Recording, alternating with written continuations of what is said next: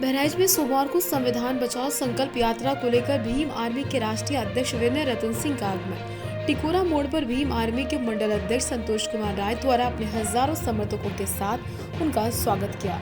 Media से मुखातिब होने के दौरान उन्होंने कहा कि जिस देश को व्यवस्थाओं के आधार पर चलना चाहिए वो देश आज धर्म और जाति के आधार पर है। उन्होंने 2024 के चुनाव को लेकर कहा, हम अपनी कमेटी में बात करके 24 का चुनाव लड़ेंगे, भाजपा को हटाने का भरसक प्रयास करेंगे। उन्होंने कहा, बड़ी पार्टी है जो कि काफी पुरानी राजनीतिक पार्टी है, कांग्रेस और सपा को ये समझना चाहिए, नए लोगों को भी आने का मौका मिलना चाहिए। भाई वजह मुझे लगता है बताने की जरूरत नहीं है। जो देश व्यवस्था के आधार पर चलना चाहिए था, अगर वो जाति और धर्म के आधार पर चलने लगे तो आप ही सोचिए उस देश की परिस्थिति क्या हो। पूर्व प्रधानमंत्री चौधरी चरण सिंह का एक कोट मुझे याद आता है। उन्होंने कहा कि भारत की उन्नति का रास्ता भारत के खेत और खलिहानों से होकर गुजरता है। मुझे नहीं लगता कि आज देश में खेत खलिहान कोई बात है। ये किसानों का देश है, ये मजदूरों का देश है। तो यहाँ पर व्यापारियों से ज्यादा किसानों और मजदूरों का देखरेख करनी पड़ेगी। अब आप देखिए ना, शिक्षा का प्राइवेटीकरण किस बड़े पैमाने पर हुआ। अगर एक बड़े पैसे वाले का व्यक्ति का बच्चा अच्छे स्कूल में पढ़ रहा है, उधर ये गरीब मजदूर किसान का बेटा कहाँ पढ़ रहा है, तो ये किसान मजदूर के बेटे फर्क नहीं पड़ रहा, ये देश की व्यवस्था पर फर्क है। अगर दोनों बच्चे खोल पढ़े जिसमें चमते वो आगे बढ़ जाएगा तो देश का उद्धार होगा, देश ही आगे बढ़ेगा।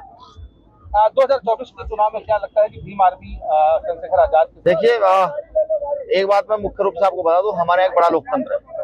हमारी पार्टी में जब तक प्रदेश कमेटी और राष्ट्र की जो कमेटियां हैं उनसे चर्चा करके कोई निर्णय लिया जा सकता है। अभी तो आप ये समझिए चुनाव लड़ा जाएगा और बीजेपी को हटाने का भरसक प्रयास किया जाएगा। बंधन इस समय चल रहा है। देखिए, ये मुझे लगता है कि जो बड़े या पुराने राजनीतिक दल है उनको अपना थोड़ा सा दिल बड़ा करना चाहिए।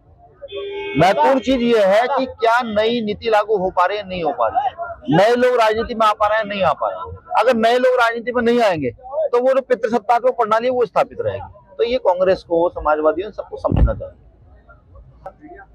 भाई बहराइच मेरा प्रदेश का एक जिला है, मैं घूम सकता हूँ, यहाँ मेरे परिवार के लोग रहते हैं। मैं भी जानना चाहता हूँ बहराइच में क्या है, कैसे लोग जीवन यापन करते हैं। जैसे मैं अभी चला हुआ आ रहा था तो हमारे साथी ने बताया बीच में, भैया ये क्षेत्र जो है यहाँ पर बाढ़ बहुत आती है, कि यहाँ पर घाघरा नदी है, उससे बाढ़ जब आती है तो सब तहस नहस कर देती है। तो देखिए, हम बाबा साहब अम्बेडकर को मानने वाले लोग हैं, बुद्ध पेरियार लल्ले की विचारधारा पर चलने वाले लोग हैं। गैर बराबरी के खिलाफ हमारा आंदोलन आज से नहीं पहले से रहा है।